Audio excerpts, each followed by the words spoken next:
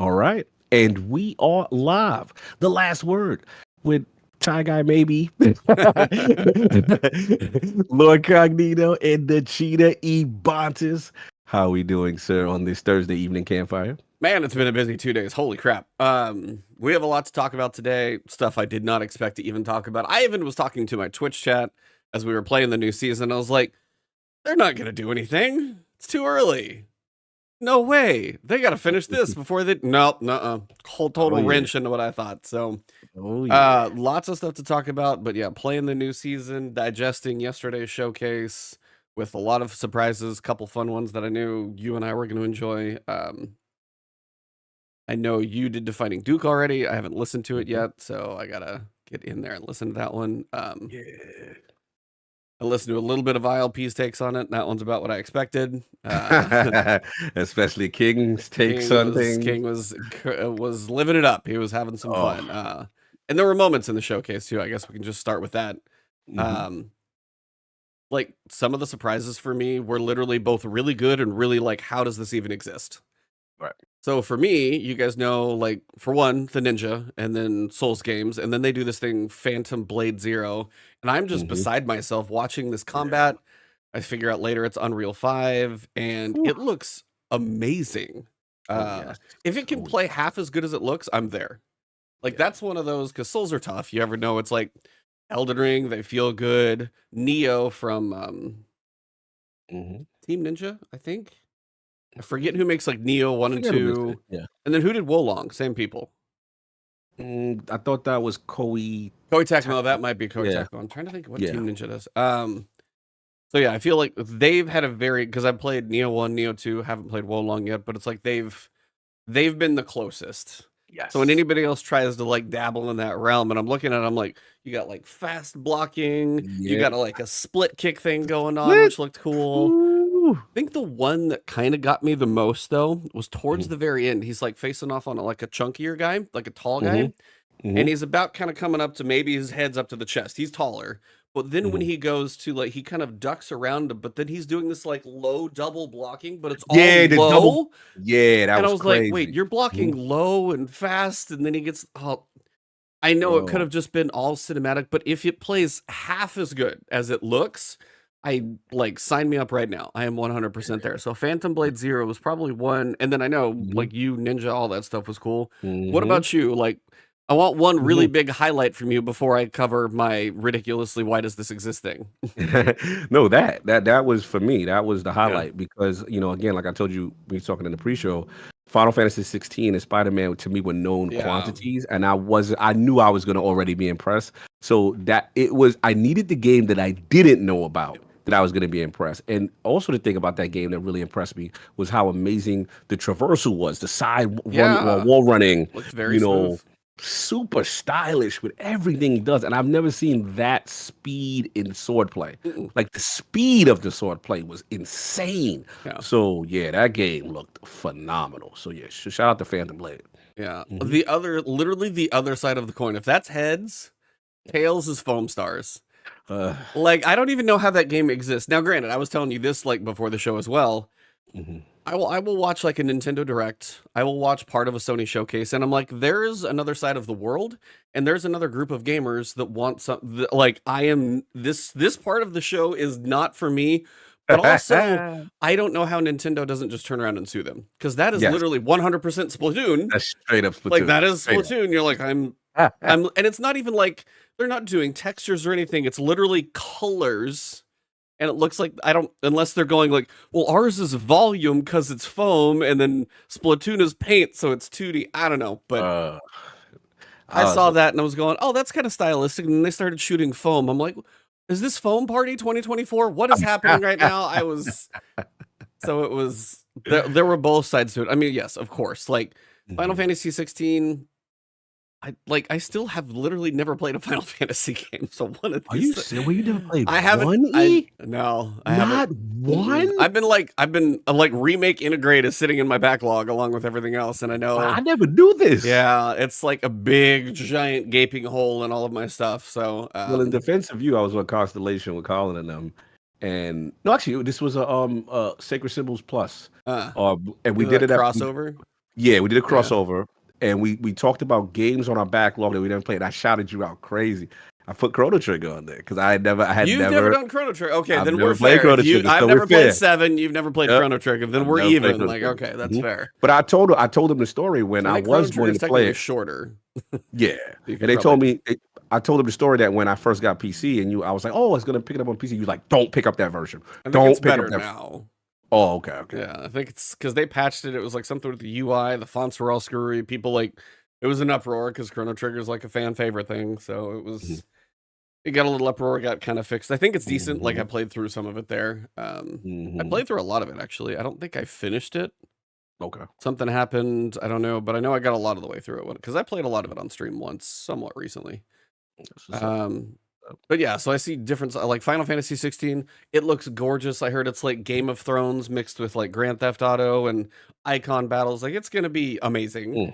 And then of course the end. Like I did not need to watch that much Spider-Man. I know it's gonna be amazing, but I will tell you, any worries that I think anybody had that it was like, hey, it's gonna be a bit of a rehash, feels 100% fresh. Like it's gonna be fantastic. It looks great. So it was like amazing. Both Spider-Mans for me were really good. Like the 2018 one on PS4, whatever, that one hit me in the feels. Like I'm sitting there like watching the end of the game. I'm like, I'm gonna turn off my camera and like grab a Kleenex, wipe my eyes over here. I'm like crying I'm like, so yeah, Spider-Man got me. By the way, warn me before you get like, where you're killing animals in a stream for that one Niva or whatever it was. Yeah. I'm like, Neva. whoa, hey, calm down. Yeah, me and wolves, and that's not cool. Like, oh, and then you see like Squid Games with like another like looked like Journey 2 for a second. I was like, I didn't know if Austin Wintory was gonna be like composing, but yeah. So like there were some ups and downs too. Like there's like a side of that show that I'm like, I do not need any of this, and then there's some of that stuff in there. I'm like, that actually looks pretty cool. So mine was.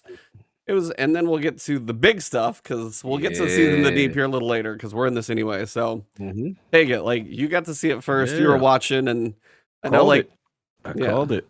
I told people, I said, look, Bungie, it's about time, it's for them to showcase whatever this new project matter or game that they were going to work on. I knew the Sony stage would be ideal for it, and there it was. Marathon. It looked phenomenal. I thought that the concept, the art style, the aesthetic, really cool. Looked like almost like a mix of this cyberpunk thing with like these.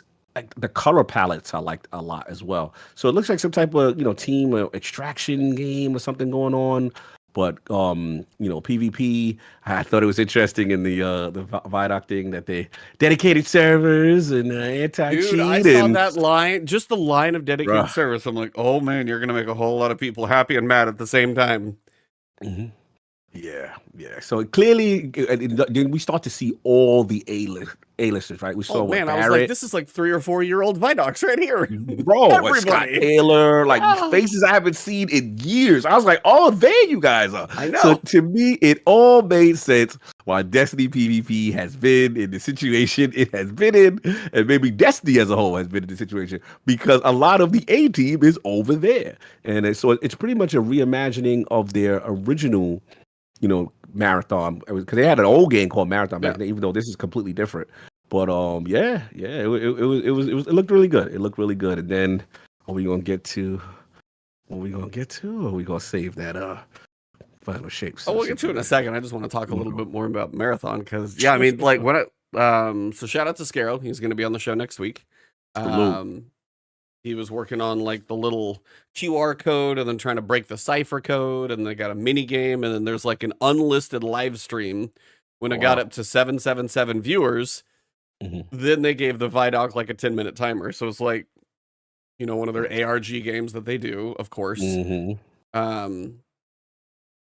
That was like kind of a cool thing to watch. And then it dropped. I was like, are we going to see anything? I was like, no, it's way too early. That also tells you how far along it is. Like we are probably looking 2025 on that one. I would probably put it out that far because that's what I think they previously said. They were looking to release that next game in 2025.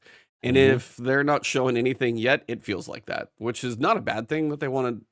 Like the conceptual part of it looks cool. I said this to you before we started is like, the style, the color, the bright, vibrant nature of it is unique, and I like that. Yes, me too. A lot of dystopian, anything futuristic always feels like it's dark, dead, or dying a lot of the time. I mean, dystopian, you think Hunger Games, you got Divergent, just anything is like, stuff went bad. This is just like, this is a very just different looking world, and the colors, man. And I will say, like, the marketing department at Bungie is still undefeated, because that trailer for me is just like, that you see the colors, the bright, and then that like shot, and I'm just like, yeah. So and then even the face, like the character face, like the stoicness, and like yeah. I don't know, it was just something about it. It really hit a lot of emotional beats. Like they did a good job with that trailer. Yeah. So I mean, it's an extraction shooter. I was listening to multiple podcasts in the past 24 hours. So I don't know which one it was, but it's like, I mean, there are some of those. Like Tarkov is one. Hunt Showdown, I think, might be another. It's not a battle royale, which is probably a good thing, because I feel like that train left the station and parked again. Like it's kind of come and gone. But Extraction is one of those where, I mean, Bungie is PvP. Like their shooting feels excellent. They're gonna go for console as well. They've got the console feel and the balance and that type of stuff there. Any new PvP thing, I wonder if this will be like free to play with cosmetics or buy it, or I wonder how the pricing models are going to be in 2 years from now. A lot of things can change, but at least it seems interesting to where they've got the suspense of, because I played a little bit of PUBG, not a ton, but I played a little bit. And it's always the suspense of like getting the look, and you get to see somebody first. You kind of get to like decide how you're going to take stuff on. There are fun moments in those. Like they're not like my main thing per se, but they are fun. But if somebody could pull it off for like crossplay, cross save, and then the one that the dedicated service still, I saw that part and I was like, oh my, oh wow, where these resources come from? And it was like session join back, dedicated servers, like security, integrity, and all that stuff was in there. And then you watch the Vidoc, I'm like, Steve Cotton, Scott Taylor, Christopher Barrett, all the old crew. Yeah, I'm like, all the old crew. Like everybody. And then I saw like Lars Bakken, I think, is on that one. Yes. Kevin Giannis, I think, is now on that now. Like if you just go through people in the past 3 or 4 years from Vidocs, you can literally put them all on Marathon now. Oh, it's crazy. Absolutely. It's crazy that everybody's there. It goes to show you where the team was all the time. I mean, and why the Destiny PvP situation is. I mean, that's something they'll never officially, like a book 20 years from now from like Pete Parsons' memoirs maybe or something, but or Jason Schreier, like, deep dive in his next book. But yeah, that's kind of, when I saw the Vidoc, I was like, oh man, there's some PvP people out there that just got a lot of answers. They're not thrilled. They're kind of happy that something's in the future, but yeah. And then the other one that it did not expect, because it went and switched the Bungie logo, and you got all those kind of like your shirt basically right now with the little circles and the lines and everything on it. And I was like, what are they doing? And then and then she just starts talking. I'm like, oh, I was like, what are you guys doing to me? I'm like, is this really a teaser right now for this? Did you see it coming? Not initially, because I see Akora talking. And at first I was like, something Savathun's back. I was like, what's going? Then she's recapping. Yeah, she's recapping. All the things we beat. Savathun, and obviously, Nazarek, but when they shot with feet, I was like, oh, that's the Ace of Spades. I knew it immediately. I was like, when we saw the gun, I saw the gun. I was like, bro, he's back. Yeah, there's a clip somewhere of me hitting a very high note, probably on Twitch yesterday. I just yelped. I was like, oh. And then I'm looking at it, and I'm like, wait a minute. And I'm looking at his eyes. I don't know if they were like light or taken fill. The gun is, obviously when Memento Mori has that feature, but I was like, there's clearly something different. But the other thing is, people are like, yo, Ikora, like, she must be dead. I'm like, no, because she still has her ghost. And he doesn't. Yep. And then if you look at the actual, thing, it's the same thing that the witness went through. So to me, it seems that they're on the other side of it. So now we could get philosophical, because now I got my thoughts. So we're looking up in the sky. You've got the purple portal, and I'm going, okay, so we've gone through. And we're like inside the Traveler, maybe potentially, but it's like also kind of gardening. And you got the Gardener and the Winnower, but like I watched Bife's video today, it looks almost. I'm trying to think of the right word. It looks prehistoric. It looks because it literally just looks like terrain and river. It looks like a non-inhabited, non-future. This is like very old, like not quite primordial, but I mean, that's kind of one of the things that Bife was saying is like, it could be a point more back at the origins of Souls in Time, and they talk about the River of Souls and Nightfall and stuff like that. So that was kind of an idea of where that might be coming in, or the idea of like somehow we get in, because obviously in this season, which we'll get to a little bit later, we figured out going in there is a bad idea because we can't do that right now. You right. There's a Titan who did not do so well. Oh, it's a Titan. Yeah, I at least started this season. Yeah, the first mission. Yeah, I was like, damn. Okay, I guess we ain't supposed to be in there just yet. But yeah, no, that's what I thought. And the vibe I got, I wanted to say two things. One, I want to know what you think about this. Because first, obviously, when I listened to the voice, I was like, oh, that's not Nolan North. That is Nathan. That is the Philion. You know what I mean? Oh, so when I listened multiple times to the voice. I'm like, yeah, I listened to the voice. I'm like, oh, it's Cade. And he's back. Then the announcement, they say he's back full time. So here's the thing. I don't think you could just bring Cade back for a one-off and then that's it. Like, and here's the other thing I want you to think about is that I was like, I'm with you there because I said that to chat and I was like, Forsaken, he was kind of an Forspoken's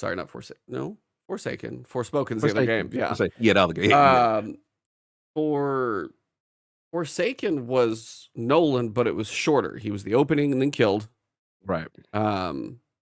But yeah, it's like you don't pay the money for Philion, especially like he only keeps getting like we watched The Rookie, my wife and I do actually. I kind of really enjoy the show, and he's still just very popular. I'm like, you don't pay for him just to get like a blip. He's got to be like around part of the story. What hurts more is that like Lance won't be there.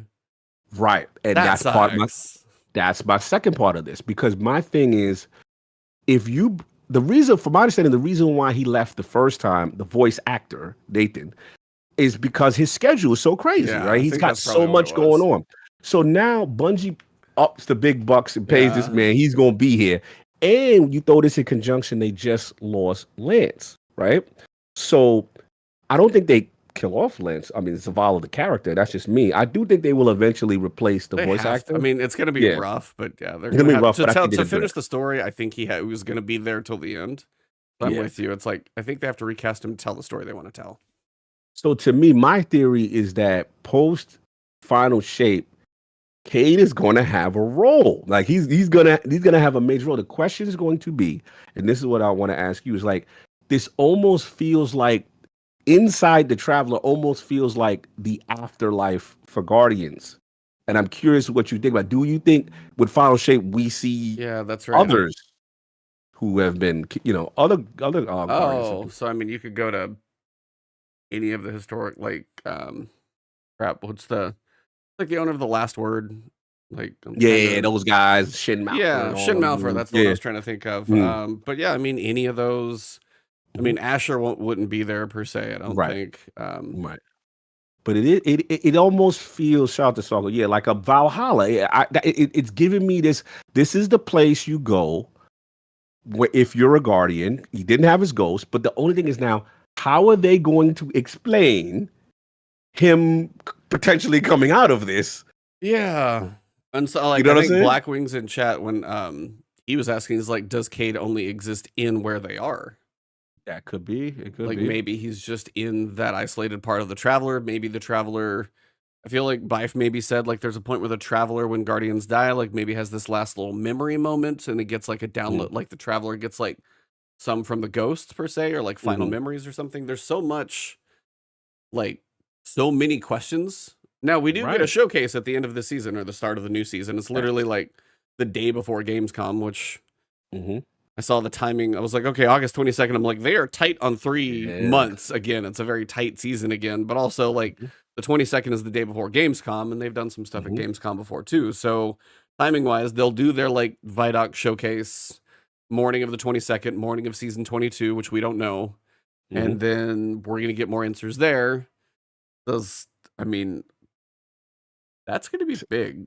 And if you listen to what Cade is talking about, she's like, you miss so much. Yeah. And he's like, well, I'm glad I'm here. I'm here now. That kind of energy, from the standpoint of, he's going to be in this for good doing the whole main thing. So, It is interesting to see how they do it. What's up, Trav? It's interesting to see how they do it, man. But I thought that was definitely a surprise. I did not see this coming at all, and I think they got the effect that they wanted to. Yeah, I think they did. Yes. Well, our co-host with the co-most of dress is here. What's up, Travis? Yes. Hi. What's up, Mr. Disheveled? Weirdo. Weirdo. Am I looking disheveled? Every day you look disheveled. Shout out real quick to a couple of super chats real quick before we get Travis going. Necromancer's Cog, what's your feeling on the new Warlock exotic helmet? We will get into that with the new new seasonal stuff. And then we've also got Gary. Anyone else feel like Bungie taking their A-team off a game with an audience that has a 10-year investment right before the big story climax hits to make a new IP is not cool, or just me? It's definitely a discussion for sure. We were just kind of talking about the final shape teaser, but we were talking about Marathon before and kind of the showcase. So where did all of that stuff land with you yesterday between the showcase and obviously Marathon and final shape? Are you pumped, hyped, excited, kind of understanding more? Me? Yep. Yeah, you. Yeah, one second. Let me just fix this. This is all out of shape. I didn't have my usual prep time. You know, there's a lot of movie magic that goes into making this. I got as good as I do, right? I got you. Which is terrible. Yeah. So the Marathon thing wasn't a surprise if anybody was watching leaks or you know, this was long rumored, so we knew they're working on something multiplayer. But that said, Marathon is hella cool. If you guys didn't play Marathon, there's 2 of them. Actually, I think there's 3. Yeah. I think there's 3. I think there's 3 Marathons. And they are like Doom-like first-person shooters with like the 2D characters. They're super fun. I played the first one when I was 6 years old. Oh, wow. And I think it was my first Bungie game. I have I would since imagine played at that every age. Well, I have since played every single Bungie game to completion. I went back and okay. did it one year. I don't remember why. So I've beaten all the Bungie games. My recollection is that Marathon you had to play on the Macintosh computer. Yes, on the Mac. Which I think they started as a Mac game developer. So yep. Yeah. A lot of Anyway, those out there. I super like the legacy of Marathon. This game appears to have nothing in common with those games, which is fine. I'm excited to see them like, you know, dust that IP off and come up with a new way to make that work. And I will definitely play it.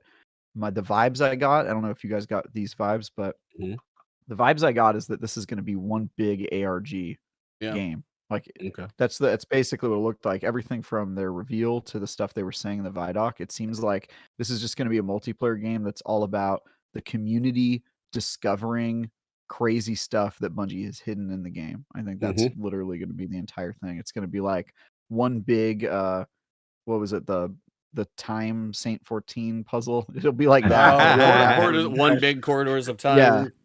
Corridors of Time. It'll be that entire game will just be weird stuff like that. That's the impression I'm getting, and if so, hell yeah, I'm into it. Bungie's good at making multiplayer games. The reveal of the final shape, Nathan Fillion, tremendous. Cade, tremendous. I have questions. Yeah. I have concerns because it's me. But come on. Yeah, it's the end. It's the finale. What's your thoughts on? I'm very excited. What's your thoughts on like how he came back? Like, or what's your lore theories? My lore theory is that when Guardians die, they return to the Traveler, and I think that Ikora is going to die at some point, or find a way to get to the inside of the Traveler. And I think all the Guardians of yesteryear are inside of there. I don't know why. The Witness wants to get inside there, if so, but I think we're going to be going inside the Traveler. It's going to be a crazy, surrealistic landscape or a throne world or something of that nature. And I think that's why Cade's going to make it back, possibly alongside other characters that we've lost in the process. Maybe that's why they killed Amanda. She wasn't a Guardian, but you know, who knows at this point? Are we going to have our end game scene where every person forever shows up? Yeah. So Every my Guardian theory of on all that. time like kicks off their super to take on the Witness. Yeah, exactly. Exactly. You know, it could be something like that. So we'll see. As for the question of Bungie taking their A talent off of their main game, this is sort of the problem with being a successful game. It happens to every game. It's successful enough, and then because you're a successful creative person, they want you to go work on new stuff. And if you're a creative type, you probably want to work on new stuff too. Yeah. So your interests are aligned. This happens in TV shows all the time, and people complain about TV shows getting progressively worse over seasons. That's because the people who make the show typically leave and go start other shows because they don't want to write for the same show for 10 seasons. And you know, they're trying to advance their career and shit. And so I don't think there's anything inherently wrong with that. It does explain maybe some of the stuff we've seen. Especially I think the tenure around working with Bungie's Tiger system and the tool set they have. I think there's probably a lot of people at the company that are still figuring that stuff out because it is spaghetti code to some extent from what I understand. A little bit. And I'm not super concerned about people at Bungie going and working on other projects. I think that's healthy. I think if you love Destiny, sorry, Dems the breaks. And Dems the breaks. I'm mostly worried about people at Bungie no longer working at Bungie, which I think is going to happen with increasing frequency in the next couple years as Sony picks off Bungie talent to go work on Sony live service games. That's the thing I'm most worried about, because I think there's something unique to Bungie culture. Even if they're going and leaving Destiny and working on other projects, they're still Bungie employees. We're still getting awesome Bungie creative out of them. Yeah. And if you go and you put them on another team, it's very different. I'm a big believer in cultures mattering. People like to say, oh, Rare isn't the same studio. Well, that's true. There's not the same people there. But is that what makes a studio? I would argue a lot of it is the philosophy and the culture and the history. And I think that matters a lot when you're in a studio, even if it's not the same people working on a game. What's funny is like ship a Theseus down. Part of a decent chunk of the studio that had previously like left, the ones I think it was Firewalk Studios where like Josh Hamrick and others went. Now they're all under the Sony umbrella again anyway. Yeah, Bungie, ex Bungie. So they've got some. We call that an acqui-hire. Yeah. Yeah, I mean that's kind of where we were at, just kind of catching up on the showcase. Our big highlight was Phantom Blade. Thought it looked really, really cool. And then also I questioned life choices of how something like Foam Stars exists. So other than that, anything else from the PlayStation showcase that you guys, either of you want to talk about, whether it was Marathon, Final Shape trailer, anything else? Those are the major ones for me. I mean, Travis, any that showcase standouts for you? that great for me. I've recently learned that my theory about the Traveler Throne World has already been proven correct by leaks, which doesn't surprise me at all. Sorry, proven incorrect by leaks, which doesn't surprise me at all. So I don't know, man. I'm excited to experience it as a player, and I thought Sony did a good job. I thought they had a good showcase. I don't really get the hate. Really, some cool games. Oh wow, that's all you right there. That's trash. What was wrong with it? A lot of it, like the whole 75% of it, minus 2 games that we already knew that was great, and I mean a whole bunch of live service, throw it at the wall kind of games to me that just seemed uninspiring. I wasn't really impressed with it too much at all. I saw some games I liked. True, we knew about a lot of them, but that's sort of Sony's MO. They like to show you the same games 4 years in a row. Like that's, kind of how they do it. And then the game comes out, and then everybody goes, "Oh, it was as good as they had been saying for the past 4 years." They were showing it to us, and people were like, "Yeah, cool." I guess that game, what you call that? Well, what was it? Blade Point? What am I blanking on the name? What is it? The samurai one, the samurai one that we saw. Phantom Blade or no, Phantom Blade. Yeah, that one really impressed me. That we got Ghost Runner 2, which I don't think we I was like Ghost Runner 2 actually looked pretty cool. I liked the first one a lot. I want to play the Plucky Squire, and I know some of these are going to be on Xbox too, but Plucky Squire actually looks pretty cool. Why does that matter? I see. That's the thing I don't get. I saw a lot of people being like, "Well, the games are going to be on Xbox," and I'm like, "So they showed good games. Like Xbox shows a lot of multi-platform games in their shows too. Why does that matter?" I think because historically they've tend to money hat exclusives that Xbox fans tend to wait for the end of the the graphic to see if it's going to say Oleon. So I think that's what it's more of. But they got the marketing for it. So Dragon's yeah, Dogma 2. I forgot about that. I've Dogma's heard too, look good up. things That's about. huge. Dragon That's a Dogma huge is game. such an underrated game. It's I've gonna be heard huge. that's very So- good. What is it a Monster Hunter or a Souls or what is Dragon's Dogma? Like It's an RPG. Okay, It's just an RPG. action RPG yeah, kind of fantasy thing. RPG. Yeah. Yep. It Very good actually one. looked Super really cool cool, like story. very unique like designs in Dragon's Dogma. I was like, what am I watching? I didn't know what it was, so it looked really unique. So I was like, that's why I was like, mine was kind of a 50-50. Like there was some cool stuff, and then there was some stuff that is just not for me. I was like, mine was. It was just not for me. But you know, the pacing and a lot of VR and then the controller stuff. Then they showed a The movie trailer movie was trailer. They showed The a movie movie trailer trailer, at yeah. a game. The movie trailer was weird. They had a But I lot of mean, eyes, how- and they're trying to promote a movie. Like they're trying to have their I mean, PlayStation that's Studios. the most Sony thing ever. I was like, that Yeah, is that's the most that probably fits. Didn't they I do don't that like with movies. Venom as well? They showed Venom, and yeah, I mean, I'm not a movie guy either, but like, you know, Bungie apparently sold out because they wanted to make Sony movies. So you know, synergy. Oh, I mean, I'm gonna go see the Gran Turismo movie just because I like It looks like a movies. good movie. It just I didn't need to see it again at this showcase. Yeah, it did seem odd, but it's. I mean, it was weird. ties. Normally, it's not. I mean, if there's a God of War show or an Amazon show, which are coming down the road and they're getting ready to coming soon, they're probably gonna have one of these features about them. I'm sure, so they'll probably Also, land in there. It's their They IP. announced a Queen expansion for Beat Saber. I did. which means that- Yes, yeah. It's Which like means tonight I'm gonna be dancing like a gay man in my living room, and no one can take that from me. There you Okay, go. I'm very Look, excited. man, as long as they get the show, they delivered for you. That's what's important. I don't know. Beat Saber and Queen is actually big because like our group of friends That's that kind huge. of like It's huge. it's a big music pack and it just gives you a reason to pull that game out again. I was think- hoping for Alex though. I thought they was gonna try to at least get that. I'm snag up. surprised Half-Life Alex is I'm not on like, there, that- honestly. it I feel really like that is- I mean, should Beat Saber's be- huge though. I feel like Half-Life Alex is just them Mhm. working on a port because it's got to be in the works. There's no way it's not as good as that game is. Got a couple other super chats real quick though. Another one from Gary. That's like Lucas handing over Star Wars to the AD before shooting the Death Star trench scene and going to make Raiders of the Lost Ark. So not a fan of splitting up the teams, but you know, that's kind of how some of this goes, as Travis was saying. Cognito, how am I supposed to sell these PS5s? I saw a few games I liked, but the showcase was worse than Season of the Drifter. No, Yo, my God, no, That's it wasn't. Season of the Drifter. God. Damn, There's 14. It's a little hard. That's harsh. There's some. Season of the Drifter was. Yeah, there's a lot.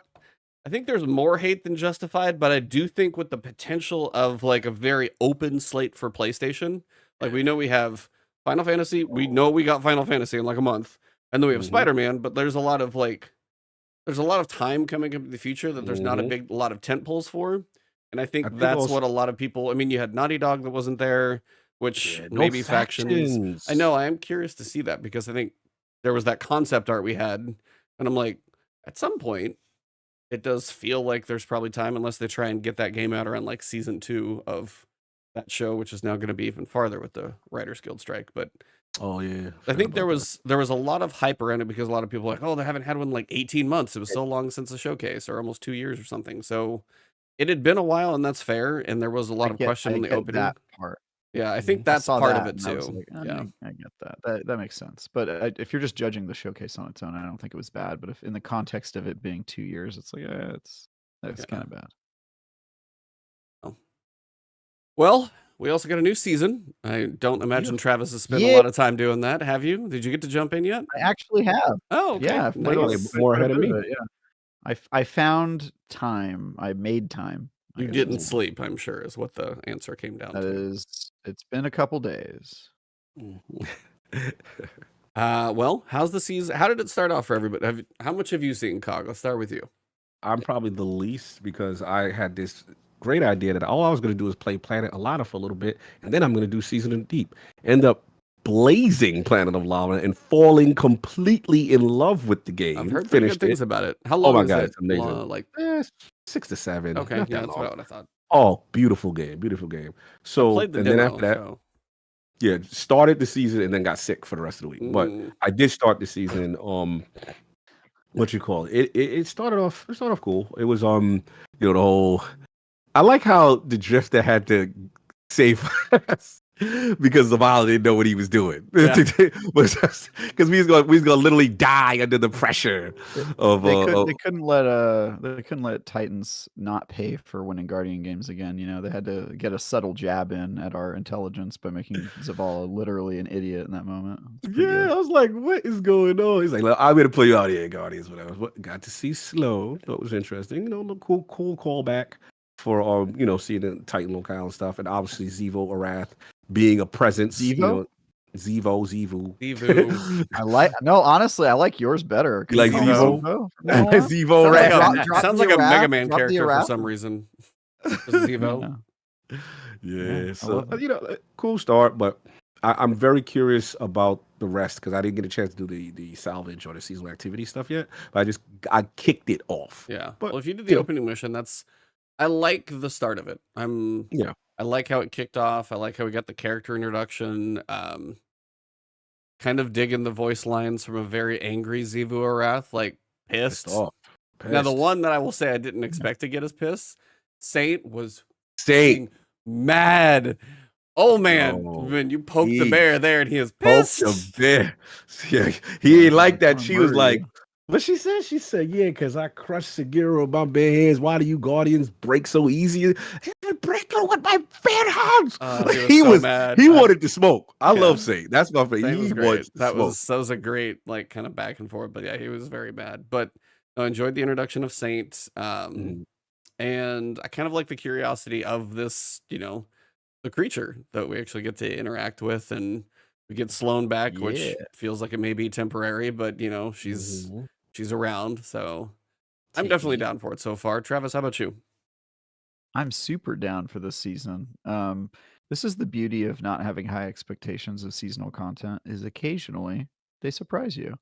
And I definitely wasn't expecting us to get a fishing mini game. I have no idea where that came out of. I really doubted them actually putting us in the water. I think I said that on the show, that I just thought it wasn't going to happen. No way. And I am wrong. Tip of my hat to you. Point Bungie. And I also wasn't expecting them to pull me in as much with the stories they have so far. That said, the first week is usually uncharacteristically strong. And I'm not gonna get ahead of myself and assume that this is gonna be the greatest season of all time, because I could see a future where I look back on this and I go, it had a really good opening week, and then it was just making me fish every week for 2 hours. You know what I mean? Something like that just annoys me. But overall, I'm pleasantly surprised. Can we talk about the Sony thing? Can we talk about that? The Sony crossover armor? Oh, the armor, the crossover armor. What's up? Let's talk about it. You got that the best looking one on the Warlock. Talk about it. I'm excited. Let's talk. Are any of them supposed to look good? Yeah. That armor gives me a serious case of the kablooies. You know what I mean? Which one? Honestly, no. I like. All I mean, of the Titan one. I think the Titan one is the weakest. Personally, like the God of War is like, because you got plating and they're mostly going for. I mean, because normally he's bare skinned and wearing like, he's not wearing much anyway. So they kind of went with the plate armor and then the paint. But honestly, like the detail and like the nuance on like the Aloy armor for the Hunter. And then if you get the Warlock armor plus the Warlock giant sword like finisher or emote, that looks fantastic. I thought like the Ghost of Tsushima one for Jin was great. As soon as I saw that, I was like, well, you guys won. The Hunter one's pretty cool. I believe that 100%. Immediately purchased. They got all the silver. That's right. Fix your face. Fix your face, Travis. That joint is I will not fix my face. I will express my disdain in any manner I so choose. Why are you disgusted on skins? You got to explain to me why you disgusted with this. Why am I disgusted by skins? Yes. Well, I don't like crossover skins. I feel like they cheapen the game. I don't want. The thing I like about Destiny is that even though it's a live service game, it really sets itself apart from Fortnite into both its tone and the quality of its content. And I think that they're trying the Fortnitification of Destiny with the skins, and there's just increasingly is starting to feel cheap to me. And I really don't like that. I don't want to be a random character from a then PlayStation. Don't buy them and you won't see them. You're good. Literally all I gotta tell you about any skin in any game. I It's still like, have to it is look an at. I have to optional look thing. at Cog being it. I have to look at Cog being it. That's even worse. I'd rather I wear the ugly skin than have to look at it all the time. You know what I mean? I just have to be illusion of these skins is already a detriment to the game. This is if you're great. really zooming in on other characters and taking offense to that, you need to find bigger problems than that. Yeah, This is them losing their obviously, way. Destiny has many problems that are bigger than that. But there was server issues of all right the now. problems, and of all the issues, and we've agreed that they over monetize and all that stuff. Yes. Really, we're gonna put cross-promotional Sony items into Destiny and sell them for $15, You want to $20 know the funny each. thing right now? There's a known the issue. Horrors of Bungie. No, I want to You say the guys Eververse is not unflappable, because right now there is an issue when you open Eververse. It chugs to like 1 frame right now. Like Eververse is struggling on PC. Everybody in there buying them skills. They're buying them skills. No, it's a known issue in the TWAB. It was literally like, because I would open it, like the game was actually running pretty well, and then I would open Eververse and it was like it would shut down almost. So yeah, the time when Eververse is great, I was like, it's actually not great right now. But I thought that was funny. I was like, one of those rare moments. Well, I hope that you guys all get armor that puts you in geisha makeup because you're a bunch of whores, and I don't support you at all. Wait. You had no problem with the Halo-y stuff. You had no problem with Bungie. Because so that doesn't count because that's Bungie. That's their own IP. It's still a crossover. That's the same principle. It doesn't matter if it's within the same studio. It's not the same universe. And then when they wasn't running around looking like a Dragon Ball Z character, though. You know what I mean? Like it was like a weapon. Have you that seen kind some of looks the? like It a doesn't. Bungie thing? There are goofier looking sets than any of these already in the game. The giant Hitachi helmet for the Titan is still one of the weirdest, ugly things that exists out there. Like, okay, would you like to make my point in further ways? I'm just saying, like, yes. Would you like to make my point in further ways? I'm just saying those are in-game. Mention more ways in which I'm right about this. No, you're disgusted with the Fortnite arm that they did prior to this. Yes, it was terrible. I said it at the time. Okay. Yes, I've never liked any of this stuff. It's not. So you don't want any armor sets in the game, period. No armor sets, nothing of other games in Destiny. That's what this is. I would love it if they would focus on making good armor sets in the Destiny universe. Maybe if they can do that first. No, but I'm saying like season pass armor sets are already kind of goofy looking anyway. Sometimes some are good, some are weird, and those are just in the Destiny game. Those are not crossover. The crossover ones look like they fit the universe a little bit better, at least some of them do, than some of those other ones we've had. So, what about remember the one with like the cone I was on head? this show saying the Assassin's Creed one was an abomination, and you guys were all simping for that too. Okay, so at least you're consistent. I'm consistent. Yeah. I just don't care. You can like the armor or hate the armor. Yeah, it's like I just don't care that they're in there. It's not going to ruin my experience. If it ruins yours, then I'm sorry. Raging at optional cosmetic content doesn't ruin anyone's experience. No one said that. I take your straw man and I reject it. I said it cheapens the game. Does it not? Cheapens the game. Makes it feel more Fortnite. Does it not? They literally put Fortnite in the game, so that should be your clue that your answer is yes. Well, that made it more Fortnite specifically, but I would like live service games, not all of them, to feel like I'm walking into a children's arcade and falling into a ball pit, which is what it feels like with a lot of these live service games. Destiny has managed to stay on the premium end of things, where it feels like a real game that's also supported by a live service model. And I don't want it to feel like, I'm walking into Chuck E. Cheese when I turn on Destiny. That's just not the type of game. Well, chat siding with you, so it's fine. Foolishness. This game exudes foolishness and goofiness, and he got the now it does. Now, as if this game wasn't now it does before. I mean, it was a certain level of silly, but there's degrees of silly. It just escalated to silly degrees. They went too far. Yeah. They went too far this time. It started with the emotes. Once they started selling you those goofy emotes, I was like, "Oh, this game." Just wait. You just wait until they put. No, I will tell you when they do a Fast and Furious crossover, this man is going to be right there. It comes in his heart. All that PS it's gonna be right. You're out gonna the get way. a charger for a Sparrow. You're gonna get a cutoff shirt with like big guns for his Titan. Watch him get to be with the Fast and Furious and the Star Wars is over. Fast and Furious. I need a charger for a Sparrow. I categorically reject your premise. Categorically. I will not buy any of that shit. Look, he goes. Hell no. To not wear it? Like literally? Come on. Fast and Furious. I categorically reject it. All I'm saying is the reason I will die on this hill is because we traded strike specific loot for microtransactions, and we traded. I mean, I'm not arguing that. I'm just saying I'm not offended by That's my point. Is why are they spending their time on this shit? Because it makes money. When there's so many things that literally all it is, it's business.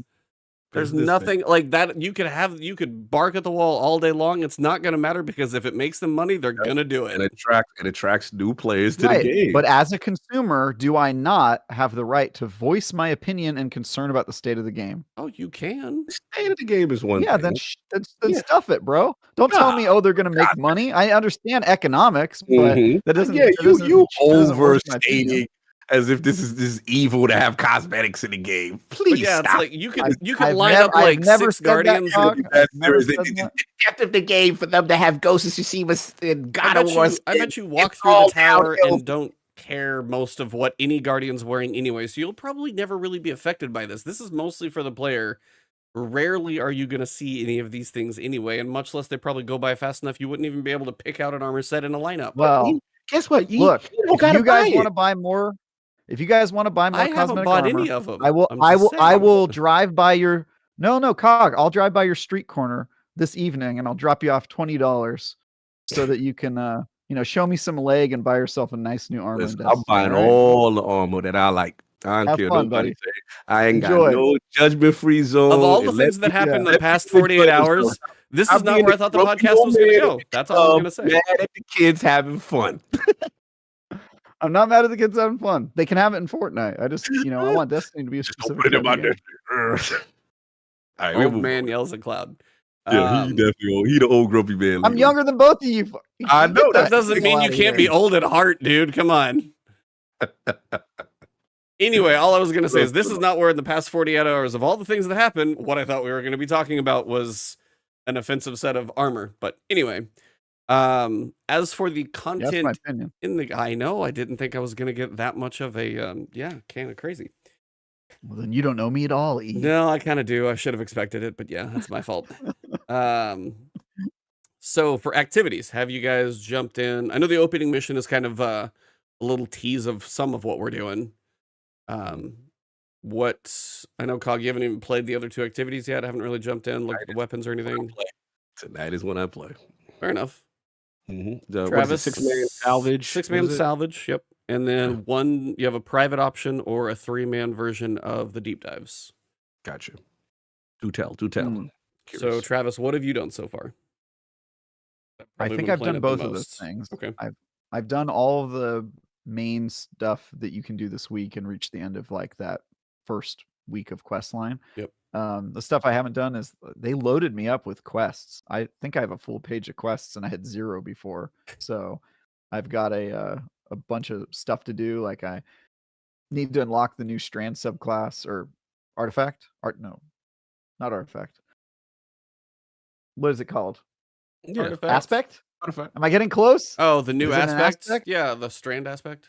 There we go. All right. Yeah, they got a new one, and then I think they've got new missions for Void and Solar, and I don't really understand. They're like ways to. I think they're like new player things because it looks like you go do basic stuff, and you're gonna get like a basic exotic that kind of tie into those. So, I mean, you can probably go get a roll on an exotic, as everybody can probably run them once, but I think they're probably to help new players because it was like Dune Marchers for one. I'm like, I already have them all, so I think it was just new player quests. There's also a new player cinematic that's out there too. If you haven't seen that one, it's actually interesting. It's actually kind of a better presentation on it. So I think I will be having to update my new players article for Destiny since they changed that. I did hear about that though.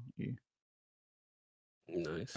Yeah, I mean, I watched through it, and it's a different definitely a different delivery of the kind of history of Destiny, so it's worth looking up. Go look up the new player cinematic for Season of the Deep. Anybody out there listening or watching or anything right now, go look it up. It's worth the watch.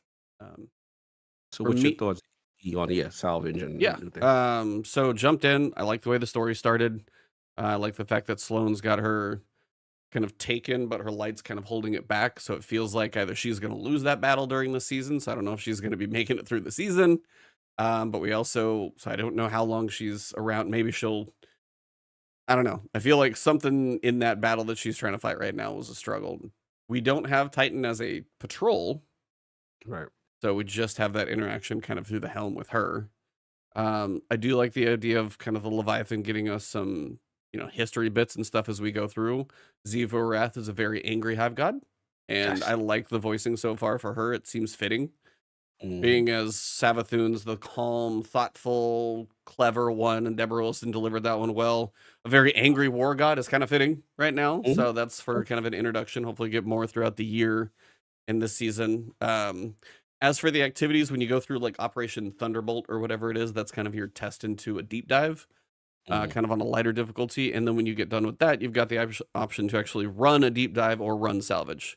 Salvage is the 6-person match made.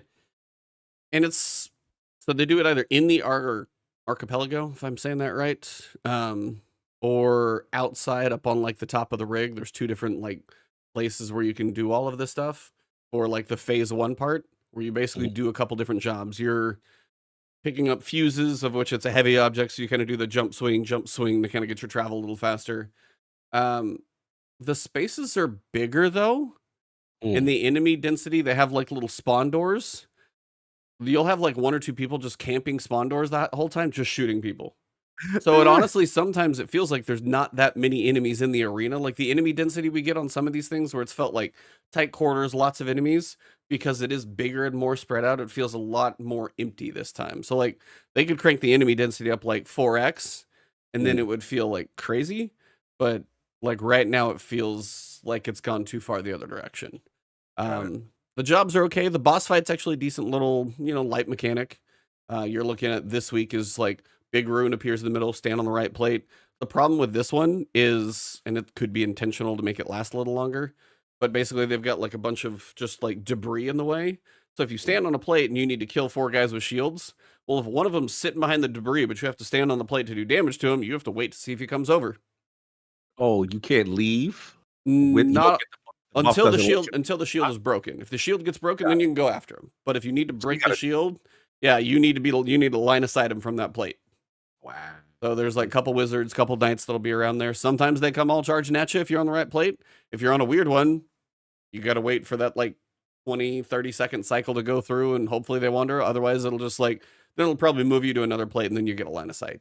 Do the first 4, then the big boss becomes available. Same principle, just bigger. Good groups can nuke him in 1 phase right now. So I'm sure there will be a legendary difficulty. It's not bad. It's, it's a 6-person match made. There's always enough people in there that you probably could watch a Netflix show while you're doing it. It's light work. I mean, it's not anything that's going to be crazy. The deep dive, that's where it can get cranked up a little bit more. They are 1810. So they're just straight up right at Pinnacle cap already. And you can either do it with match made or you can go in private. You can go in as a solo player, so they give you an option. I like to see that. I've done it. I've done a solo run, and there's an option. Okay, let me explain this. The way this works is it's kind of like Hades, is if you go through a door, or you get to pick 1 of 2 buffs, and then you go into the next room. Well, it starts out, you get to pick 1 of 2 buffs. And it's either going to be your grenade recharges 500% faster, your melee's 300% faster, 10% precision, 13% kinetic damage. You pick 1 of the 2 buffs. It's time gated. So there's going to be at least 3, if not maybe 4 weeks to this thing. I don't know, because there's a triumph that mentions going to Abyss depth. And Abyss is way, way deep. Like right now, we're like phase 1 is 1,000 meters down. And then phase 2, where we fight this first week's boss, is 5,000 meters down. There's at least 2 more bosses, and then there's some other Abyss depth. But what you could do in phase 1, where you need to do one of a couple like different type of jobs to kind of work on this you're kind of drilling egregore, like the nightmare stuff from the ship, but like coral versions of that. You're kind of trying to drill it out. And as you go through the process, you can kind of kick off a high level version. And if you want to go for that one, you get basically you can get a bonus chest and you up your tier. So depending on how aggressive you want to be when we get into future weeks and you're going to go through like phase 1 and then boss fight and maybe phase 2 and boss fight and you like go through multiple phases, you do the pressure trial on all of them, you're probably going to be able to get a lot of loot theoretically from it on like maybe tier 4, tier 5, tier 6, because right now I'm only getting tier 3 max. So I kind of need to know how this thing goes through. Yeah. But trying to get you need all teammates to actually activate the high level thing. Like one person can't run over and just turn it on for everybody. Everybody has to do it. As a match made group, I've never had anybody do it. So I've had to do that part solo. Some of the ones solo, at least in my current build, because I've been messing around with Arc and Titan, Point Cannon Brace and Thunderclap, and just trying to lean into Arc to see if it feels any good. It's not bad, actually. A lot of jolting and chain lightning going on. Mhm. One of like I'm probably 50-50 on the pressure trial solo. And then when you get to the boss, it's a checkpoint, and even if you die, the boss checkpoint's totally there. So if you finish your boss fight, or if you finish phase 1 correctly, there's like another little buff you can pick up, and your rally flag is like 150% rally flag. So my Thunderlord went from like 265 or 295 up to like 450. Oh damn. So you'll have more basically ammo Yeah. for anything you're using, so especially your heavies and stuff. That's Yeah, I did a video on literally everything. There's 2 collectibles in there. I explained the pressure trial. The normal jobs are easy, but the pressure trial with the Briggs is the one I keep running into. That's the hard one. Because the Briggs are hard to do damage to because they don't have a critical spot until their face breaks, and it's just like they just suck out your ammo more than anything. Yeah. I got close on that one, but I didn't quite finish it. But yeah, those actually I think will be a fun challenge as a solo. As a team, they also feel like if you are willing to like do the pressure trial and then you go deeper and you go through like 3 or 4 levels to this thing, like even if it's 3 levels and you get a little bit of like mini roguelike, like pick your buff kind of thing, it could be fun. I mean, I think that one's got a lot more potential. Salvage is going to be kind of the 6-player match made, do your thing. But the deep dive, I think I have a little more hope for as being one of the more fun activities that we've probably seen in a little bit, just to there's different encounters, different jobs, multiple bosses, depths, the buffs. Like there's enough variables in the mix right now, and I think it has some potential to it. That's kind of where I'm at on that one. Cool. Also, we have a set of weapons in. We don't have a grid anymore for your like war table grid of upgrades. Right. They moved the grid. No, not really. They untime gated 7 of them. So you could literally grind out 7 of them on day 1 if you want to. There's 3 that are time gated because we have to see those bosses and then get to the abyss depth for the deep dive. But you can get 7 of your 10 war table upgrades, which are now seasonal bonuses. So they changed the name and they moved them, which is fine. You don't have to go to the helm for them anymore, so it doesn't bother me. And 7 of them are not time gated. Literally on week 2, you're going to be able to get your guaranteed weekly deep sight. So I think that's like, it's a step in the right direction. It's not that they reinvented the wheel, because when they say, hey, we're not going to have a war table anymore, I'm like, you kind of just moved it to another menu and then took out some of the time gating, which I'm okay with. But I was like, I want to see them really think about it in a different way. And maybe with, your weekly seasons and live service stuff, that's not really realistic. But to me, it does seem like hopefully they continue to progress away from, just like the 10 bonuses. Yeah. 10 thing. So how does that sound? I know it's like I've played more than both you guys on that one, probably. No, it's the dive thing sounds interesting. The fact you're going under the water, and then I'm assuming the whole bubble pressure mechanic is still there, or no? Yeah, the pressure mechanics when you're in the water. In between combat mechanics. Yeah. Okay. In between combat sequences. Yep. Yeah, I would mostly agree with your assessment, E. I think I only did each activity 1 time. So my assessment is basically that, it's yet another Destiny seasonal activity that I could take or leave, essentially. But I will say the underwater theme and the going deeper underground or undersea and all that stuff is super interesting to me, and it has at least for now, pulled me in enough to make it so I don't complain or I'm not too harsh on the season at this point in time. I'm interested to see where it's going, basically, and pleasantly surprised. Yeah, I think my big thing with the story is how do they pace it? Yeah. Because it feels like what we're doing right now is trying to give enough of the coral to Sloane for her to get the memories or get some kind of connection with Asha, which is a whole different Asha. race of being, right? A whole Yeah, it's different like the Leviathan fish, and yeah, there was. He basically said the witness destroyed her species. It seems like that eye animation. Somebody had fun doing the eye animation in the big window, though. It actually looks pretty cool. Biggest thing I think we'll be pacing is like, are we going to do like 5 weeks of like go get the coral in the mission, and then that's how you get like your mechanics, and then like week 6 we get to finally get some big reveal or something, or if there's stages to this. I think pacing will be my biggest question on the story for the season. It's got potential because if we're going to learn about the witness, feels like that's what we're going to do for part of the season. I'm more excited, obviously, to learn about the witness, but when we get there, how we get there, that's kind of what I'm curious about with regards to the story delivery and stuff like that. Yeah, we got to see how they pay it off. Yeah. Very critical. Last Wish is the raid that got its weapons buffed, and people are losing their mind in there because those are all the craftable red boars. And there's a crazy farm right now. Like, you guys are, you basically just farm Callie over and over and over.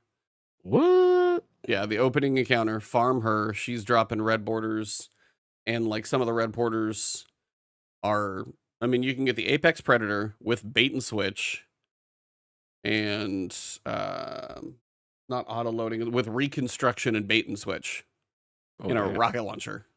That's crazy. So yeah, there's some definitely DPS nice things in there. There's some decent weapon rolls in there.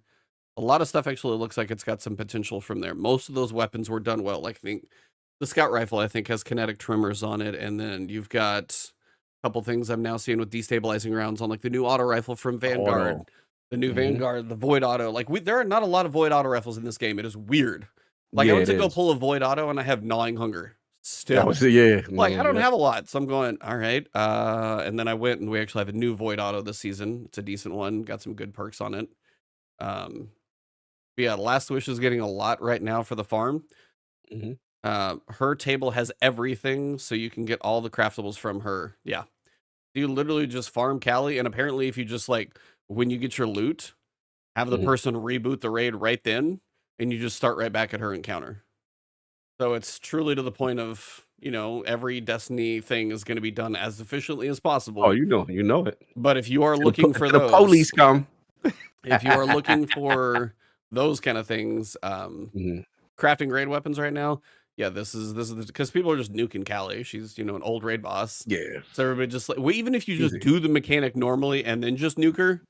Yeah. Like I ran Last Wish with I actually got 1,000 voices, by the way. No, I saw. I got 1,000 voices. I went to go run with Rook and a couple people in my Discord, and we ran, and they're like, all right, and I think it was actually Rook who was like, it's like, mine was lucky, go here, pulled it out. And I was like, damn.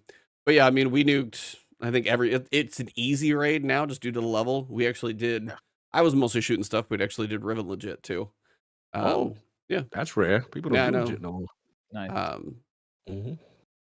But yeah, like Callie for an opening encounter is so easy. Like stand on, just like everything dies so easily now. Cause I mean, you've got like Volt Shot, and you've got enough things like where you can just like, oh no, the Knight spawned, and you're like, the Knight is just gonna get nuked. I'm not even concerned here. So your plates aren't a big deal. And then you get Callie, like killing her in like 2 or 3 phases is not that difficult to do. Some people are like trapping her before you even get done with the plate section and killing her that way. But it's like, you got to have like Star Eater hunters with golden guns, and then certain, like, there's a very specific build to that. Or you can just stand on the plates and then kill her normally, which is probably a lot easier for a lot. Either way, she's a very good farming right now. And there are a lot of good, like, there's a perk I saw, I think it was Above did a video. I gotta see about getting him back on here too. But yeah, I like Above. Bipod is a new perk. It takes a rocket launcher and gives it 2 in the chamber.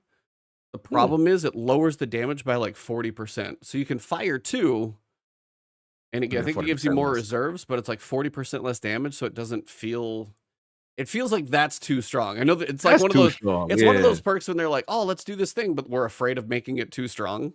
That kind of He thing. said, Austin said, Bipod also gives huge reserves, though. It does give big reserves, but I think it was just the DPS over like Got time. it. Yeah, it was more of that than anything. Reserves is like 18, so you would have a lot of rockets that you could use. So I mean, in the situation of if you want to use it more for ad clearing and be a little more free with your rockets, it could have some potential. And you can go reconstruction, and it'll get you up to 4. So basically, they upgraded the perk pool for Last Wish. Oh, big time. Yeah, you've got incandescent, you got destabilizing, you like a lot of the new perks are in there. So yeah, Last Wish crafting and farming is going to be a place to be. Okay. Do it this week because it'll be 5 or 6 weeks till it comes back, I'm sure. However long that takes. Trying to think what else. So we got Last Wish farming, new story, salvage, bipod. We've got our taken weapons, and then we've got our Gambit Prime weapons coming back. You've got like Outlast for a pulse rifle, spare rations. Those are not craftable. The ones that look normal, the taken ones are craftable. So you got like 6 that are craftable and 6 that are not. Yeah, how's them taking weapons? They're pretty good. There's a combination of like a perk right now. If you pick up like a fire sprite or a void breach or a stasis shard, it'll boost your damage. And then since it's a void hand cannon, that's a 120. If you have like, if you have the ability to pick up a stasis crystal, get an armor charge, and then you have void surge. In PvP right now, it's 2-tapping people because you can get your damage on a 120 up to 101. So if you but the thing is, as a Titan, you can throw a grenade, make your own crystals, get your own buff, so you can self-buff yourself to self-buff yourself. You can do a self-buff up to like a 2-tap hand cannon. So it's I'll be curious how how long that one lasts. So it's everybody's kind of feeling things out right now. I've been using point cannon brace. I'm missing a word in there because it's long. I actually got a really good roll on that thing when I got it like the second time, but it's been so terrible. Well, I finally pulled it out, and just with like the arc builds and then grenades and kind of getting that rotation going around, when it hits and chains lightning, it definitely feels better right now. It actually does feel better. So I feel like I've been talking a lot, but I know I've probably played the most of the 3 of you guys. Played most, that's why. Definitely. I've been doing other things. What have you been doing, Travis? Can't talk about it until soon, hopefully. Soon, hopefully. Tuesday. Yeah. Tuesday. Nice. Tuesday. Yeah. So here's the question to both of you. Do you want to do like a 5-minute podcast next week? Because literally Diablo 4 goes live when we start our podcast. Next week is going to be a 60-minute tight show because then I'm logging in, and I'll probably have to sit in the queue. Yeah. Actually, what I should do is like log into the queue and then start the podcast. I guess, yeah. And then when we're done with the podcast, I'll probably be able to get in. Mm-hmm. Yeah. I don't think the queue will take that long. But what do I know? I mean, I would assume it's probably a little, but I think they'll probably throw a lot of money at this one to be a pretty smooth launch. I would guess. Did you play the server slam? Yes, even though it didn't seem that busy. The server slam didn't really have any wait times, and I think I didn't have any. So I think I'm gonna go rogue. I think because I'll play solo a decent amount, and I think it gives me an option for range and the caltrops for flexibility. Because I know the sorceress was fun, but can be squishy. I think the rogue's a decent middle ground for me to start on first. I know you probably can't say anything, so you'll wait till Tuesday. But somehow this podcast has been an hour and 10 minutes, and I feel like there's more to talk about since I've been talking a lot. But nah, like, good, bro. Just one of them short ones. I mean, we got the major stuff out, which was the Bungie news. Yeah, the Bungie news. Just a short week. That's all. New Bungie game. Mm-hmm. Get hyped. New Bungie game. They are doing construction outside of like my house. They're doing the digging for fiber. Like, let's go. They're digging literally the trenches. There's like piles of dirt all around my neighborhood and in the alleys and stuff right now. So they're literally like out there like drilling and making all the trenches for the fiber lines right now. So they're in the works of doing it. So I don't know how long it takes for them to like run the fiber line to the neighborhood and then actually get it all hooked up. So it still could be like 6 weeks from now, but they're in the mix. So I'm crossing my fingers that I can get. It sounds stupid because like right now I get like 900 down and 40 up. because cable is stupid. Yeah, the up was And that's always... the limitation of cable. It is the up. I've seen people have like 20 up or 30 up or 40 up or whatever, and that's like the max. Gigabit is at least gig down and up normally, and that would probably only be $80 from what I've seen for like the surrounding area, which is cheaper than what I pay anyway right now. The question is, since I'm already paying more, the next tier up is the 2 gig. I'm like, well, for the same price, I'm not going to lose anything, and then I'm going to get double the speed. So we might as well go. I might if I get the option, if they do actually allow it, I think I might go 2 gig, just because the 5 gig is 180. That seems dumb, but the 2 gig is what I'm paying now, and that seems reasonable because there's no even like router in my house that would use 5 gig anyway. That'd be stupid. So 2 gig seems reasonable, and it's just my wife and I. It's not like I need a ton. Like I barely probably even need the 2 gig. It's more for fun. So it's available. You got to. I know you have 10 gigs or something. So you have like a server line in your house, which is just not fair. I but 10 gigs. Yeah, but I also make sure most of my devices are able to. Well, not most of them. My consoles aren't. My consoles cap out at 1 gig each. Yeah, but still 1 gig. You know, that's like Call of Duty game in 1 minute. Pretty good. Oh, it's beautiful, beautiful. Can you guys hear me? Cool. Okay, somebody was saying I will get you. Yeah. Well, I have Cat 6 cable in my house. I'm like, do I need to have Cat 7 run or is 6 still good? 6 caps at 1 gig, I think. Because I have my house hardwired. I'll have to check and see, but yeah, I have to check. That may limit it. I have a really long cord in my house. And I paid somebody to run that stuff through my walls. Yeah, no, that's the thing about his internet. His 10 gigs is what, like $50 or something ridiculous? Because you have like $65 a month. That's ridiculous. For 10 gigs. Because you have some, and it's isn't it like some small startup? Business? Yeah, that's right. Yeah, it's a small business, and they are the best customer service I've ever had. If you live in the San Francisco Bay Area, hit me up. I'll hook you up, man. These guys are dope. That's amazing. What's up. By the way, I finished my PC. Oh, nice. The beast. That is a beast now. Yeah. I know pretty much everything in there. So Teddy finished all the finishing touches, the tinkering. He helped me with a lot of it. He came over here and also it's a beast, man. It's a beast. What did you have before? It's the most powerful computer. I still have that one. That one's here. Any idea what just even like the GPU was in there, the graphics card? I think the GPU is a 2080. Okay. Good.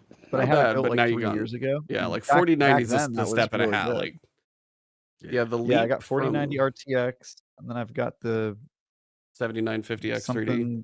7950 3D, that one. Yeah, got that one. And then 64 gigabytes of RAM for some reason. DDR5. I run 64, so you're fine. Yeah, I don't really know the purpose of going that fast, but well, okay, so like mine, if I'm like streaming, recording, playing, decent amount of textures, like I can do like probably not best to do all that stuff at the same time, but technically I can kind of like force my computer through it. I don't know if I've actually peaked, but like I haven't used it all, but I've probably used more than 32. So that's kind of the point of like when you get to the next tier up, I may as well. Yeah. So anyway, that's in the back room with What's in the back room? Dual display. Back room is like where I get my writing done. So I was gonna say there was a dungeon back there that I wasn't gonna talk about, but flex. And you've seen this, Cog. You've been to my house. The thing about my living room is people are always confused because they're like, "Is that a high-end gaming PC hooked up to your television?" And I go, "Yes, sir, it is." And it's I've got like a little setup where you can play from the couch on a mouse and keyboard. That's pretty good, honestly. That's the only thing about that is like I know because you can have like those like lap pads that'll have like a mouse and keyboard stuff, but I was like, there's still something about like the stability of like a hard top desk that I would want. But yeah, playing it on like my OLED upstairs would be fun. So that's pretty cool. You do that. Yeah, so I do that, and I have a TV that's designed to actually be able to make use of the PC's power because a lot of TVs, it's weird. You can't really buy a television that's designed for a PC at all. The best you could do is you could buy a good gaming television that's designed for like high console games. But I kind of went crazy with my setup, but just decided it was time. Have something back there where I can record and do VO and all that. So did you get like? Oh, you already got the good mic, so you're there. So. Yep. IGN break kicking in. Yeah, all these reviews are paying for Got themselves now. Yeah, seriously. IGN giving you a stipend so you can do all these like 2,000 reviews that you do every year. Yeah, I've been busier than I've ever been at IGN. Yeah, you've been busy. So, yeah. Speaking of which, got some previews coming out next week. Whole bunch. Nice. I think what would next week? I mean, I know one next week, obviously, because you know about the review, but I've got 2 previews. I also broke some news on Dungeons and Dragons. I had a whole day of Dungeons and Dragons. I saw some of those things. Yeah, that a bunch of stuff. I went up to Wizards of the Coast headquarters a couple weeks ago and did that, and then yeah, I got some other stuff I'm not allowed to talk about. But yeah, it's a lot of stuff. A bunch of my work is about to come out that I've been working on for like the past month, which I'm excited about. So very cool. Is there any guys? I've been playing this. I'm gonna play the dungeon this weekend, try and catch up on the story, and then jump into Diablo next week. Yeah, and then there's still too many things coming out between movies and games. Like I want to see The Flash. There's quite a few movies this summer. Yeah, see, I don't have enough time to even get to, because I want to do that justice and I don't have enough time to do it right now. Play Planet of Lana. Highly recommend. Yeah, let me add that to my backlog, of course. I still need to play Somerville. So, Planet of Lana, Xbox and PC. Yeah, Game Pass. Yep, Game Pass. Cool. Game Pass, bruh. Check it out. Surprise me. Definitely surprise me. You're gonna love it because you're a fan of Inside. You're gonna love it. Somerville, yeah. I listened to you talking about that. It was really recently, actually. Somerville is good, but there's some. It's like the opening little jank that I saw. Kind of, yeah. There's some slight jank, and that's what prevents it from being special. When you end it, though, yeah, the interpretation is great discussion. Yeah, on what has happened, and yeah, it gets wild. Yeah, I've heard it's only like 4 hours. I need to just knock it out. Yeah, but just now is not the time. Yeah. But yeah, Planet of Lana really impressed me. What am I gonna play when I have time? I still want to play. I still I have all of Horizon Forbidden West to go through. That and the DLC. Like that's like 60 hours, man. You're never gonna do it. You ain't never doing that. I've been talking about that for years. He been talking about I was saying this about Ains, who told me the exact same thing. I was like, you're like the guy in the war movie whose like guts are spilling out of your body, and you're like, we're still gonna open that cafe, right? And I'm like, yeah, man, we're gonna do it together. We're gonna open up that cafe, and I'm just lying to you, and we both know it's a lie, but you know, hey, at least you know, Xbox is safe now. They definitely don't have the worst game of the year after seeing Gollum drop today, though. That thing got ripped to shreds. I am so sad I didn't review it. I didn't have time. I know. I saw your tweet. You guys like, I'm sorry. I've been busy. I didn't hold it. It's got a 34 on Metacritic last time I checked. Is it down to 34? It was 38 last time I looked. I saw 34 this morning, but that was it's at 40 right now. It's a 40 on Metacritic. It got up to 40. Good on them. But there's not one positive. There's 8 mixed and 17 negative reviews. I really, really, really wanted to review that game because I had so many questions, and I'm really sad I didn't get to. I'm really sad. Yeah, I mean, the previews never had given me a whole lot of hope, and then when I saw Skill Up had 1 point in his review, and it's like, I don't know, there was 1 point, he's like, why the F is this in this game? It's like, why does this even exist in this game at all? And you're just like, what are you doing? So yeah, if you want some entertainment, you know, it's like, I'm sorry. Ryan gave it a 4 too. Ryan McCaffrey, I think he reviewed. Really? Or he did the voiceover, maybe, I don't know.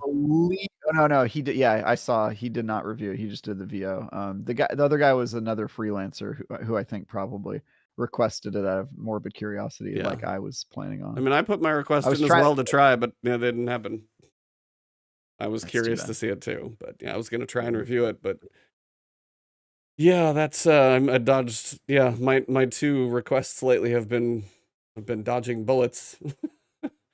Yeah, that's kind of. I mean, he didn't even finish it. Like so. I gotta watch Jake's review. What's this other one you were talking about though? Planet of Lana. Planet of Planet Lana. of Lana. Yeah, it just launched on Game Pass 2 days ago. Beautiful game. Beautiful You game. talking to other people? Who's Lana Cock? You stupid. You gonna like her. I know nothing about it, but yeah, I'll check it out. Yeah, pleasant surprise. Pleasant surprise. And feels. I was like, oh, Nice. we feel I love away. that. I'm still trying to finish. I know this is stupid. Resident Evil 4 remake. I'm like 2/3 of the way through that game, and I still really want to finish it for some reason. I can't explain why, but I really do. I've heard it's good, or I've heard people like that one specifically. Really good. I just, it's stupid because I've played it like 6 times. I should not be making time for it with all the other. Actually, I know what I'm going to do once this review comes out on Tuesday. I'm going to play Gollum. I'm going to make that my goal. What do you guys think? Can give your review on here if you want to. We will listen. That'd be great. You and terrible games is definitely a match. Yeah, being together. You've been unluckily blessed by those sometimes. Yeah. Well, anything else, guys? This was one of our fastest episodes and one of the craziest weeks we've had. I know when you guys play more over the course of the next week, you'll probably have a little more to discuss on it. Since I think yeah. I feel like I talked a lot, so I was trying to let you guys talk, but I'm like, oh, you good, bruh? You good? I've got a guide for deep dive out there for everything in week 1. And then Dungeon is tomorrow. Oh yeah, Dungeon tomorrow. That's right. I think the name is out there, I believe. You want to know the funny way I saw the name before it was even actually in the TWAB? It was in the Guardian ranks. Oh damn. It was in Guardian ranks. And I'm like, really? We're doing Guardian ranks now? Yeah, I mean, the TWAB was basically a recap on the week. You had Final Shape trailer, teaser for that one, the ARG, the collection. You got the Last of Us cosmetic ship Ghost and Sparrow. They actually look kind of cool with the cordyceps on there. The new dungeon called Ghosts of the Deep. That's the name. So I will be streaming that live tomorrow. Looks like I've got at least one co-person for that. And what time? Reset, so 10 a.m. Pacific. I might be able to do it with you. Wait, I have to do Zur. I want to kill myself. Never mind. That's one of those where I skip Zur. So yeah, I kind of want to. The weirdly Zur hasn't been popping off as much. But yeah, I'll be streaming that and then probably practicing it solo and then working on my guide. So that's my Memorial weekend until it's done. No doubt. What about you guys? Anything for the weekend coming up for you? Yeah, playing more Destiny and What else? I gotta get cracking on Jedi Survivor. I've been slacking. Good game. Great game. So good. I know. I gotta get back going on it. I know how I get. That's why I want to play Destiny a little bit first and knock out whatever I got to do up to this week of the season, and then I'll get cracking on Survivor. I know how Survivor is. Once I start playing, I don't want to stop. So you haven't started it at all? No, I started it, but I'm like early, and then they were like, "Oh, the patch is coming." Your teammate that you meet at the beginning. Say that again. What do you think of your teammate that you meet at the beginning? What's his name? Homie with the jetpack thing. Yeah. He seemed cool. He seems interesting. I'm indifferent. I'm like, I don't know if I should trust you yet. I don't know why I've acted weird with him. You know what I'm saying? But I was like, all right, we're gonna see about it. But I love the whole bait and switch thing in the beginning. The way it started was just absolutely phenomenal. It's a phenomenal game. Yeah. Basically, once they kind of polish up any tech stuff with that, it's I don't know if it's a 10, but it's an easy 9 for me. So so that's probably gonna get done this weekend. But I want to get my season of deep cracking. I want to get on that dungeon. I want to start cracking on the Last Wish stuff and a whole bunch of roles. But that's been pretty much it for me. And Travis, just keep your eyes on IGN for the next week, right? That's right. Keep your eyes out. Starting tomorrow, I'll be able to talk about the thing I've been working on. There's weird rules about the embargo where I'm not allowed to say that it's on my docket until Friday. Wow. And then tomorrow at 9 a.m., I'll be able to talk about it, even though my review of this thing isn't going to be coming out until Tuesday. So I don't understand why I'm allowed to talk about it 4 days before the review comes out, but not now. but I'm not. And yeah, needless to say, I've been spending hundreds of hours doing a thing that soon the world will know about. And I just got done writing today about 3,000 words about it. Actually, more than 3,000 words. And it will probably end up being one of the longest IGN video reviews of all time because I have so much to say, and unfortunately, there's really not a lot you can cut in a game like that. I believe it. Yeah, I believe that. Looking forward to it, man. All right, well, chat, I know this one was kind of short and sweet, but glad Travis got in here from pretty early on, and we knocked out a lot of stuff. Get some sleep. We got the dungeon tomorrow. I'm basically mostly recovered as well, so we're pretty good. Thank you guys, chat. It's been fun. Travis, glad you made it. Glad we had a weird argument that I did not see coming. Cog, good luck on the dungeon tomorrow if you play. And then Travis as well. Yeah, you got Zerb. I'm definitely playing. Yeah. That's giving me my reward for all the work I've been doing. So nice. All right. Well, thank you guys very much. May 25th. Enjoy your slumber before the big dungeon run. But for this episode, number 250. Oh, 250, guys. This is a big one. Wow. Works out. It was a good day because we got all the news and fun. Whoa, hope for the future. Wait. Hold on. This is our 250th episode? It's our 250th episode. Yeah. Wow. Oh, right. I wasn't here. Well, okay, that was a light. It was a light burn. You're part of the show. You're good. So, Bitcast's 250 episode on I know. Sunday. I saw that. Oh, wow. Yeah. Yep. That's crazy how that lines up. Yeah. Wow. I should have hosted a trivia show for you guys as well. I like when Age does that. He puts on the thing, and it's so goofy. That last one was good that you guys did. I like that. Yeah. I wore a tuxedo. Did you watch this most recent one? The recent I watched one a little bit of it because Sov. I think you had Sov on, right? It's Sov on. Yeah. Sov did horribly. But he answered one question that he was the only one who got it right, and I looked at him and I was like, my man, because it was a question about 50 Cent Bulletproof.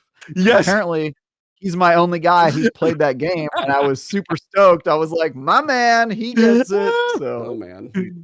Yeah, he was telling me. He's like, Travis had some of the most hardest, obscure questions. That's ridiculous. It was really obscure. My strategy was I just took games that I liked a lot, and I would just ask a question about something that was in that game. Like, do you remember this? Do you remember this thing about this game? And people would be like, what? What? The first town you arrive in when you get taken to Morrowind in Elder Scrolls 3? How the hell am I going to remember that name of that town? And I was like, because I know it. I know that name from memory. So you better know it. Anyway. Also, any of you Advanced GG fans out there, stay tuned tomorrow, early afternoon, doing a big drop. So keep your eyes peeled. Shout out to code Iron Lord and code Ebontis. Yes, we'll be getting some good stuff tomorrow. So, yes. All right. Well, thank you guys for a good episode, and we will see you next week with Scarrow. We will be talking about our dungeon thoughts and more on Season of the Deep. So for episode number 250, officially this time, it has been the last word.